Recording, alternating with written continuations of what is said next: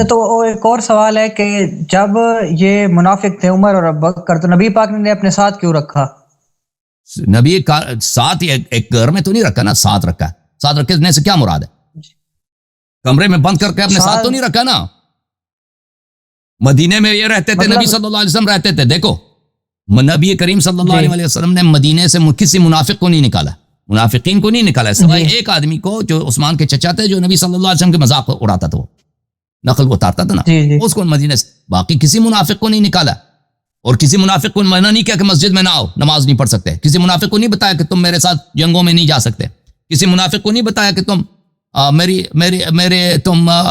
میرے پاس آ کے زکوٰۃ نہیں لے سکتے، مسلمانوں کے جو زکوٰۃ آ رہے ہیں ان کو نہیں لے سکتے. ٹھیک ہے نا. یہ جو آپ کہتے ہیں ساتھ رکھا ہے، ابو بکر عمر کو نبی صلی اللہ علیہ وسلم نے کبھی اہم عہدے نہیں دیے. اگر آپ سے مراد یہ ہے کہ ان کو عہدے دیتے تھے تو دکھاؤ نا، کون سے لشکر پہ ابو بکر یا عمر کو انہوں نے کمانڈر معین کیا، امیر معین؟ کسی پہ نہیں. کب ان کو کسی وفد کا سربراہ معین کیا؟ کبھی نہیں کیا.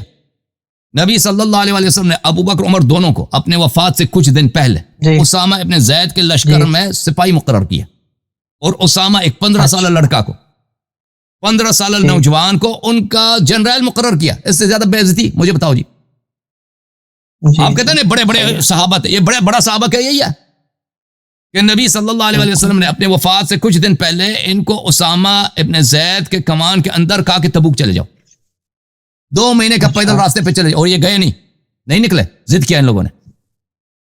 ٹھیک ہے نا. تو آپ نے کہتے ہیں ساتھ رکھا، تو مجھے بتاؤ ساتھ رکھنے سے کیا مراد ہے؟ اگر یہ کہتا ہوں کہ ایک مکان میں بند کر کے رکھا ہے تو یہ جھوٹ ہے. اگر مراد یہ ہے کہ وہ مدینے میں رہتے تھے، مسجد میں آ کے نماز پڑھتے تھے، صدقات وغیرہ لیتے تھے، خطبے سنتے تھے، تو یہ نبی صلی اللہ علیہ وسلم نے کسی کو کبھی منع نہیں کیا کہ تم نہیں آ سکتے. ٹھیک ہے نا.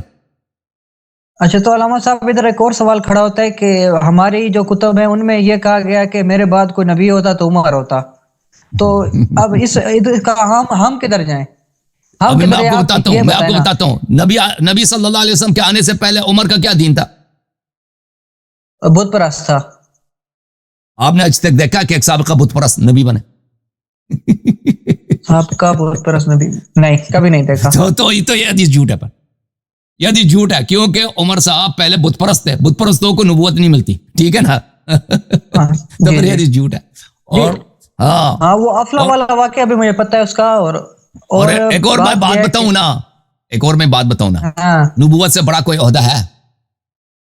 نہیں، بالکل نہیں. اس سے بڑا کوئی عہدہ نہیں نا. ہمارے نبی صلی اللہ علیہ وسلم کی وجہ سے اگر ہمارے نبی نہ آتے تو ابو بکر عمر کو نبوت مل جاتا نا. آپ لوگوں کا یہ عقیدہ ہے. تو ہمارے نبی صلی اللہ علیہ وسلم کی وجہ سے اس کو اتنی بڑی فضیلت نہیں ملی، تو اسی وجہ سے تو وہ دشمن تھے نا پیغمبر کے. اسی وجہ سے وہ سخت دل میں دشمنی تھی، دار بار نظر آتے تھے. اسی کی وجہ سے مجھے نبوت نہیں، اتنا بڑا عہدہ نہیں ملا.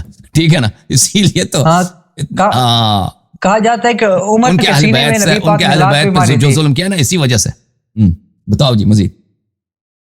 جی تو ایک اور سوال یہ ہے کہ نبی پاک نے فرمایا فاطمہ میرے جگر کا ٹکڑا ہے، اور جس نے اسے تکلیف دی اس نے مجھے تکلیف دی.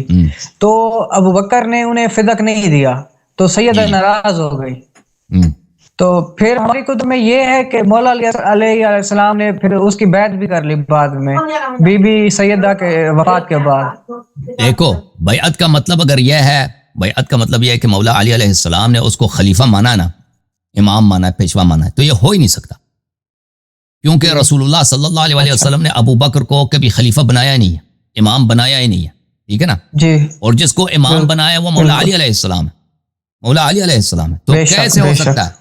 بے شک کیسے ہو سکتا ہے کہ وہ نبی صلی اللہ علیہ وسلم کی مخالفت کریں، اور ایک ایسے خلیفے کی جس کی خلافت پیغمبر کی جانب سے نہیں ہے، سیاست کی جانب سے، اس کو اپنا شرعی امام مان لیں؟ یہ دنیا دار لوگ کر سکتے ہیں، یہ منافق لوگ کر سکتے ہیں، لیکن امیر المؤمنین امام علی علیہ السلام جو پیغمبر صلی اللہ علیہ وسلم کے جان ہیں، ان کے نفس نفیس سے وہ نہیں کر سکتے. دیندار آدمی یہ کام نہیں کر سکتا. سمجھ میں آئی نا بات آپ کو؟ جب رسول صلی اللہ علیہ وسلم نے فرمایا انت منی بمنزلت ہارون من موسیٰ، آپ کی وہی مجھ سے مقام ہے جو ہارون کو موسیٰ سے. اب ہارون جا کے مثلا کسی ایک عام موسیٰ کے ایک عام صحابی کے کہہ دے کہ تو میرا امام ہے، میں تیرے اطاعت کرتا ہوں، یہ ہو سکتا ہے؟ یہ ہو ہی نہیں سکتا بھائی. نہیں ہو سکتا. تو علامہ صاحب آخری سوال میرا ہے کہ میں اب ایز اے اسٹوڈنٹ، میں ایک اسٹوڈنٹ ہوں اور میں اچھی یہی سب کچھ دین کی تعلیم حاصل کرنا چاہتا ہوں، تو مجھے کوئی مشورہ دے میں کہاں سے اسٹارٹ لوں؟